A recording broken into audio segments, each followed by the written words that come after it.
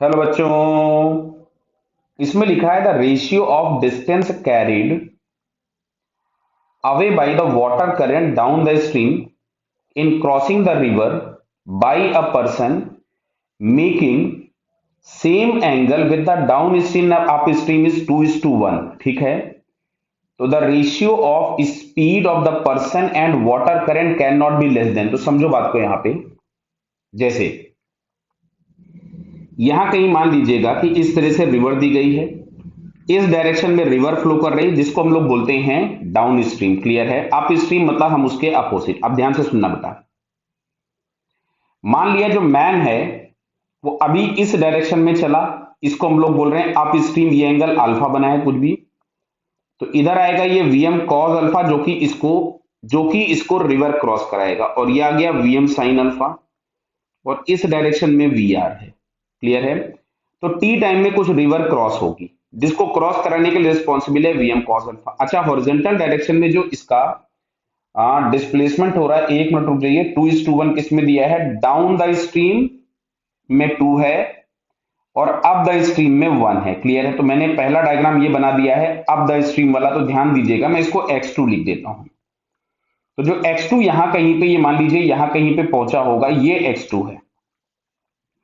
हम लोग मान रहे हैं कि वी आर जो है वो वी एम साइन थीटा से बड़ा है। आप छोटा मानोगे पीछे की तरफ में चला जाएगा, कोई खास फर्क नहीं पड़ता है, आंसर वैसा ही मिलेगा आपको। तो यहां से मिलेगा V R minus V M sine alpha into T. T is the time to cross the river, और रिवर क्रॉस कराने के लिए रिस्पॉन्सिबल है वी एम साइन अल्फा। ठीक है, चलिए अब आगे आते हैं, हम लोग दूसरा डायग्राम बना लेते हैं।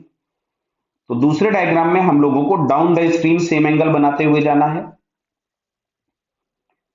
तो ये मान लीजिएगा यहां कहीं पे Vm है, ये एंगल अल्फा है, उसने बोला है कि अल्फा दोनों का सेम बन रहा है, तो ये मतलब Vm कॉस अल्फा, और यहां कहीं आ गया Vm साइन अल्फा। बात को ध्यान से समझते चलिएगा बेटा। अब देखो Vm कॉस अल्फा यहां भी रिवर क्रॉस करा रहा है, Vm कॉस अल्फा यहां भी रिवर क्रॉस करा रहा है, मतलब दोनों केसेस में टाइम लगने वाला है रिवर क्रॉस करने के लिए, वो सेम है। और अब की बार वी आर भी इधर ही है, तो जो रिजल्टेंट वेलोसिटी हो जाएगी वो आपके पास हो गई Vm sine alpha plus V R. Time taken is same T. अब की बारी आपके पास x1 आ गया, और क्वेश्चन में दिया है x1 is to x2 is 2:1। Clear? तो हम लोग यहां से निकाल लेते हैं। तो यहां से हम लोग लिख रहे हैं x1 अपॉन x2, तो ये हमारे पास आ रहा है Vm sine alpha plus V R upon V R minus of Vm sine alpha is equal to 2:1। Cross multiply कर दीजिए, तो Vm sine alpha plus V R is equal to 2VR minus 2Vm sine alpha. बराबर बेटा, इसको इधर ले आए तो ये होगा 3Vm sine alpha is equal to V R. अब क्वेश्चन में देखो रेशियो किसका पूछा है उसने, the ratio of speed of person to the water current, मतलब वो आपसे चाह रहा है Vm अपॉन वी आर की वैल्यू। तो पहले हम लोग यहां से Vm अपॉन वी आर ही लिख लें, तो Vm upon V R is equal to आएगा 1/3 साइन अल्फा। क्लियर? अब देखो ये जो साइन अल्फा, अब इसका रेशियो जो होगा, साइन अल्फा की मैक्सिमम वैल्यू होगी 1। कितनी होगी? 1।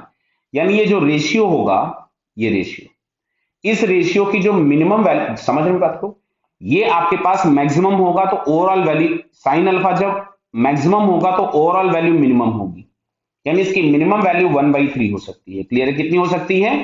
1/3 इज द मिनिमम। तो आपके पास क्वेश्चन में यही पूछा है, शायद कहां गया देखिए वापस से, can not be less then, मतलब इससे मिनिमम नहीं हो सकती, तो this is the minimum value 1/3। तो 1/3 अगर हम चेक करें तो ये हम लोगों को फर्स्ट ऑप्शन में दिखता है, तो इसका फर्स्ट आंसर करेक्ट है। क्लियर बेटा? Okay, all the best.